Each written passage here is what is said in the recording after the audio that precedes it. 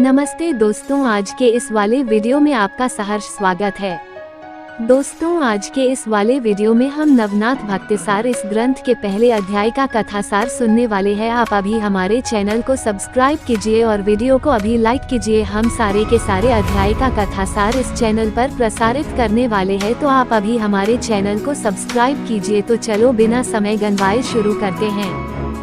नवनाथ भक्तिसार मूल रूप से मराठी भाषा में रचित एक ग्रंथ है, जिसके रचनाकार श्री सुत मालू कवि हैं।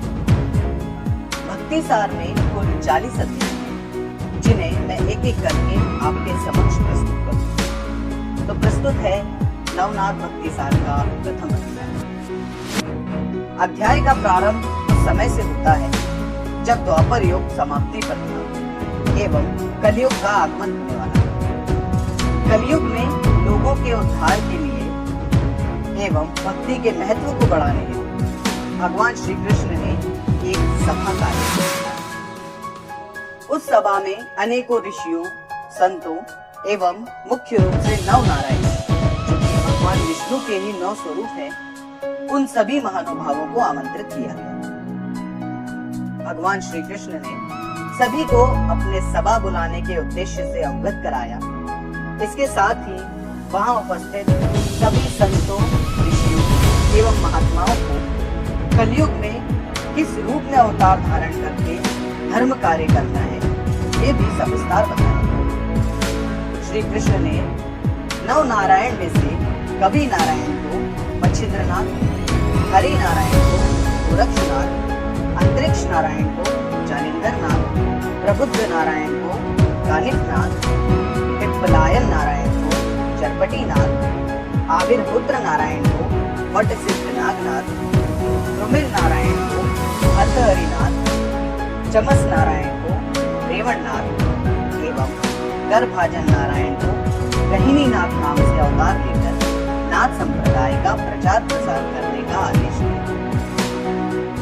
नव नारायण के अतिरिक्त ऋषि वाल्मीकि को तुलसीदास, महामुनि शुक को कबीरदास, महामुनि व्यास को जयदेव, अपने प्रिय सखा उद्धव को संत नामदेव, भक्त श्रेष्ठ जाम्बवंत नरहरि एवं बलराम को कुंडलिक के रूप में अवतार लेने का आदेश दिया। श्री कृष्ण ने महादेव को निवृत्तिनाथ, ब्रह्मदेव को सोपान, आदि माया को मुक्ताबाई, पवन पुत्र हनुमान को स्वामी रामदास एवं कुब्जा को जनाबाई के रूप में धर्म कार्य करने हेतु प्रेरित किया। स्वयं श्री कृष्ण ने ज्ञान देव के रूप में अवतार लेने का भी निश्चय किया। सभा समाप्त होने के पश्चात सभी देव, ऋषि एवं महात्मा गण अपने अपने स्थानों को लौट गए।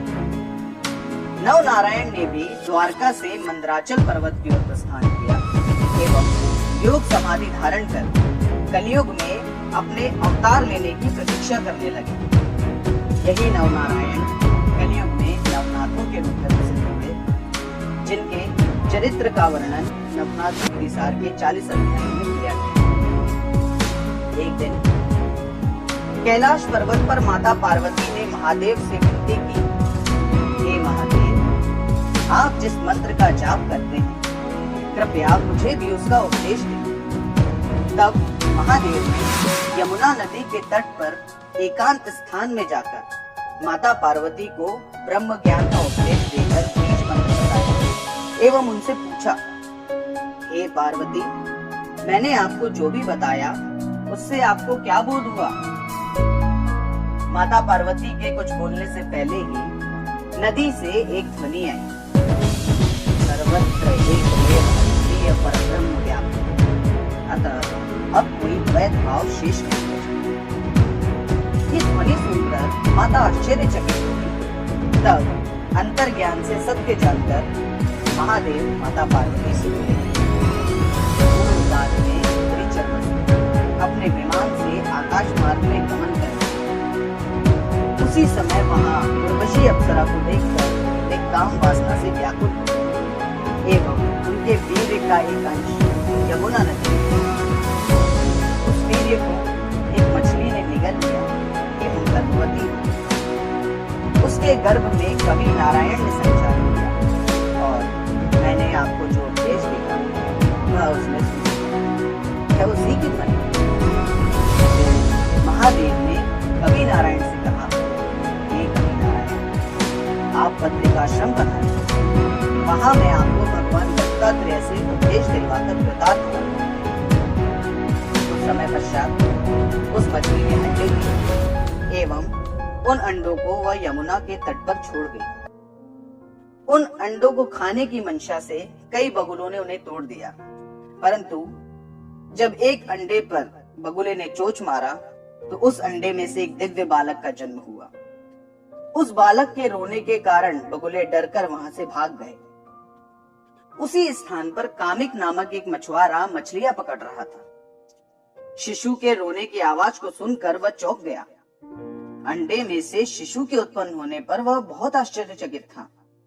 कामिक निसंतान था, अतः उसने शिशु को घर ले जाकर अपनी पत्नी शारद्वता को सौंप दिया एवं उन्होंने उसे देवताओं का वरदान समझकर अपने बालक की तरह पालना प्रारंभ कर दिया। उस मछुआरे ने बालक का नाम मच्छिंद्र रखा।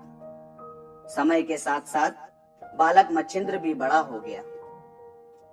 मच्छिंद्र जब 5 साल का हुआ तब वह अपने पिता के साथ मछली पकड़ने गया, किंतु जाल में फंसी मछलियों को तड़पता देखकर मच्छिंद्र को उन पर दया आ गई और वो उन्हें टोकरी में डालने की बजाय एक एक करके वापस नदी में छोड़ने लगा। यह देखकर कामिक बहुत क्रोधित हुआ। उसने मच्छिंद्र को डांटते हुए कहा कि इन मछलियों के ऊपर यदि दया दिखाओगे तो क्या भीख मांगकर पेट भरोगे?